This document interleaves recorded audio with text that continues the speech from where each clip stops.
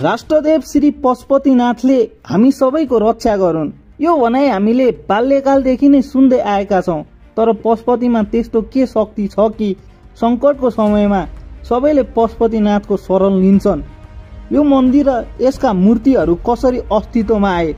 यस मन्दिरको लागि विभिन्न नेताहरू, राजाहरू र शासकहरूले के योगदान दिएका छन्? अनि पशुपतिनाथको हालको अवस्था कस्तो छ? पशुपतिनाथ मन्दिर कहिले र कसरी अस्तित्वमा आयो भन्ने बारे धेरै थ्योरीहरू छन्। आज हामी यिनै केही थ्योरीहरूको बारेमा डिस्कस गर्दैछौं।